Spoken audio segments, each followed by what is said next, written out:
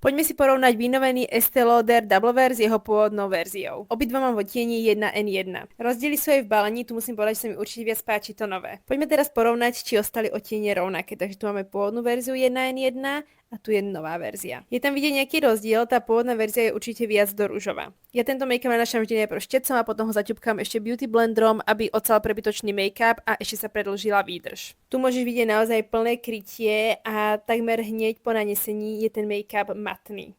Poďme na novú verziu. Tu už hneď na začiatku som videla, že ten odtieň je viac do žltá, čo mne sedí o niečo menej. Po nanesení sa ten make-up viac leskne na pleti, ale stále dáva plné krytie. Nezasychá do úplne matného finishu, stále by som povedala, že je to matný make-up, ale taký plastický matný, je tam trošku proste toho lesku a tá pleť vyzerá viac živá. Tento make-up je milovaný hlavne kvôli jeho výdrži, takže som urobila ešte takýto test a na obidvoch stranách si viedol rovnako, vôbec sa neotláčal. Tu už je kompletné líčenie doplnené o ďalšie produkty, ale pleť som nepudrovala, aby sme to mohli počas dňa dobre skontrolovať.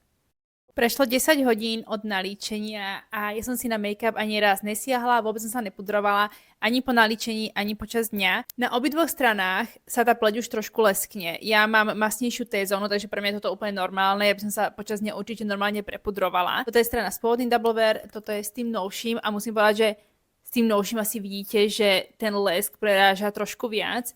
Táto je o niečo matnejšia, aj keď áno, tu už ten lesk vidíme tiež. Príde mi, že na obidvoch stranách drží pekne, takisto tá licenka na tom, takže myslím si, že čo sa týka dlhotrvácnosti, stále je to určite dlhotrvácný make-up. Tá nová verzia uvádza dokonca 36 hodín namiesto pôvodných 24, ale myslím si, že nikto nepotrebuje ani jedno z toho. Niekde som čítala, že tá nová verzia oxiduje, to mi príde, že sa úplne nepotvrdilo, podľa mňa vyzerá takisto, ako keď som ju naniesla. Stále tam vidím maličko ten farebný rozdiel ako po nanesení. Bohužiaľ platí, že tie odtiene 100% nesedia. Čo sa týka komfortu na tej pleti, ja nevidím úplne rozdiel ani pri tom nanášaní, ani počas dňa. Myslím si, že keď si spravíte dobrú skincare a viete, čo vám sedí v skincare, tak oba tie make-upy sa nosia dobre. Povedala by som, že tento nový bude viac sedieť suchšej pleti kvôli tomu, že nie je až tak matný.